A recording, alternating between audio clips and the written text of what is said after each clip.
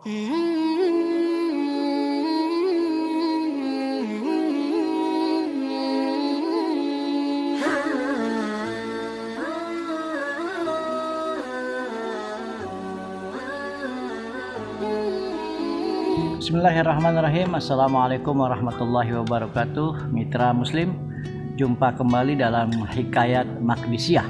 Dan pada kali ini saya mencoba mengambil seorang tokoh Nasrani yang berasal dari Bethlehem. Bethlehem itu di Palestina. Dia beragama Nasrani, kemudian hijrah ke Madinah karena Islam saat itu berada kekuasaannya di kota Madinah Al-Munawwarah, tentunya pada zaman baginda Rasulullah SAW. Dan seorang Nasrani ini akhirnya masuk Islam di bawah langsung oleh Rasulullah SAW, yaitu yang bernama Tamim Ad-Dari. Dia merupakan sahabat yang berasal dari Palestina. Dia masuk Islam, kemudian ikut Rasulullah dalam beberapa peperangan, dan dia setelah tentunya mengikuti Rasulullah juga meriwayatkan beberapa hadis walaupun tidak banyak, karena pernah hidup sama-sama dengan baginda Rasulullah SAW. Ada yang menarik bahwa ternyata orang Palestina itu yang pertama kali masuk Islam adalah Tamim Ad-Dari. Ya, Tamim Ad-Dari. Dia lahir di Bethlehem, tetapi wafat atau tinggal di Hebron. Nah, kisahnya setelah dia masuk Islam, kemudian dia ikut peperangan dengan Rasulullah, kemudian selalu bersama Rasulullah. Tamim Ad-Dari ini minta jatah. Ya, minta jatah artinya minta bantuan dari Rasulullah SAW untuk diberikan satu tempat tanah, yaitu di kawasan Baitul Maqdis atau di kawasan Palestina saat ini. Padahal saat itu Palestina masih di bawah jajahan Romawi. Ya, masih jajahan Romawi karena tahunnya itu masih tahun 500-an atau 600-an Masehi, dan Palestina masih dikuasai oleh Romawi, sehingga Rasulullah mengiyakan langsung. Ya, coba bayangkan Baitul Maqdis saat itu masih di bawah jajahan Romawi, tapi Rasulullah mengiyakan. Kenapa demikian? Itulah hebatnya baginda Rasulullah SAW, bisyarahnya Rasulullah. Ketika Rasulullah melakukan Mi'raj atau Isra Mi'raj ke Baitul Maqdis, sebetulnya Rasulullah sudah tahu, karena dia menjadi imam dari 124.000 nabi dan rasul di sana, dan Nabi Rasulullah sendiri sebagai imamnya sudah merasakan bahwa kota ini, tanah ini yang saya duduki dan saya melakukan sholat dengan para nabi dan mursalin, suatu saat nanti akan bebas, akan menjadi hak milik daripada kaum muslimin. Dan pada era Umar bin Khattab, Baitul Maqdis dapat ditaklukkan. Kita tahu kisah-kisah yang sudah populer bahwa yang menaklukkan Baitul Maqdis setelah dikuasai oleh Romawi melalui Sophronius, seorang uskup dari Romawi yang tinggal di Syam, di Damaskus persisnya. Setelah mereka ditaklukkan oleh kaum muslimin, maka kunci diberikan kepada Umar bin Khattab seperti yang kita pernah ceritakan pada beberapa episode yang lalu. Kemudian Umar bin Khattab wafat, dilanjutkan oleh Utsman bin Affan, barulah Tamim Ad-Dari kembali ke kampung halamannya. Setelah lama tinggal di kota Madinah Al-Munawwarah, kemudian dia hijrah ke Syam, ke Palestina, persisnya di Hebron. Dan surat itu dibawa. Jadi permintaan dia terhadap tanah untuk keluarganya atau sukunya At-Tamim itu dibuat langsung oleh tangan Sayyidina Ali bin Abi Thalib.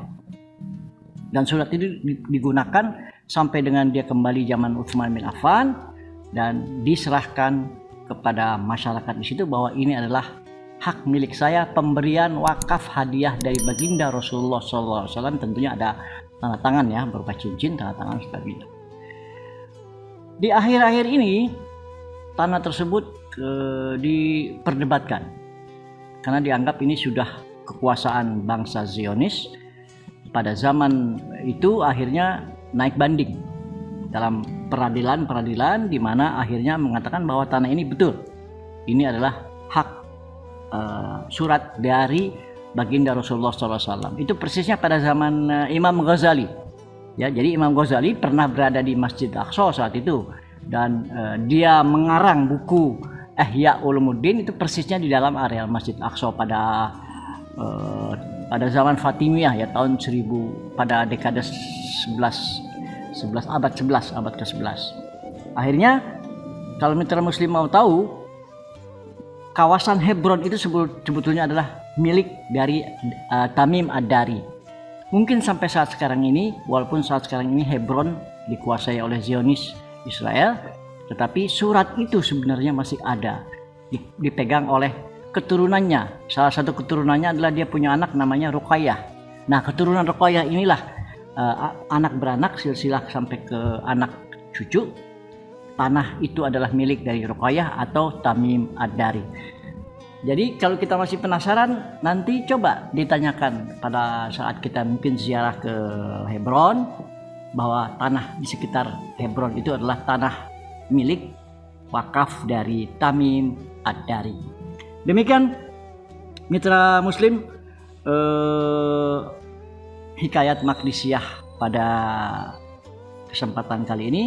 Yang menarik adalah Rasulullah sudah mengetahui, walaupun saat itu kota Hebron atau kawasan Yerusalem atau wilayah Palestina masih di bawah jajahan Romawi, tetapi Rasulullah bisarahnya sudah tahu bahwa pada saatnya nanti tanah tersebut, apa yang dilihat, apa yang dikatakan oleh baginda Rasulullah itu hak dan benar. Dan alhamdulillah memang setelah Umar bin Khattab dapat menaklukkan Masjid Aqsa sesuai dengan bisarahnya baginda Rasulullah Shallallahu Alaihi Wasallam. Demikian mitra muslim, lebih kurangnya mohon maaf, dan jangan lupa like, subscribe, dan share ke teman-teman kita supaya kita lebih dalam lagi mengenal tentang hikayat-hikayat apa saja yang terjadi di sekitar Palestina, di sekitar Baitul Maqdis dan kota-kota lain sejak pada zaman para anbiya sampai dengan pada masa-masa saat sekarang ini, karena saya menginginkan mitra muslim dan kita semua tetap fokus tertuju kepada satu masjid, yaitu Baitul Maqdis yang saat sekarang ini masih di bawah kungkungan dan penjajahan Zionis Israel. Mudah-mudahan mencerahkan buat mitra muslim, dan lebih kurang mohon maaf. Wallahul muwaffiq ila aqwamit thariq. Wassalamualaikum warahmatullahi wabarakatuh.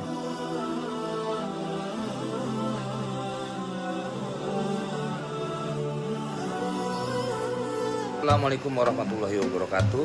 Yang mau tahu tentang sejarah Islam, silahkan tonton di channel YouTube Uldi bersama Ustadz Hamdi. Oke, sekian dulu dari Komeng Sitara Mandi. Wassalamualaikum warahmatullahi wabarakatuh.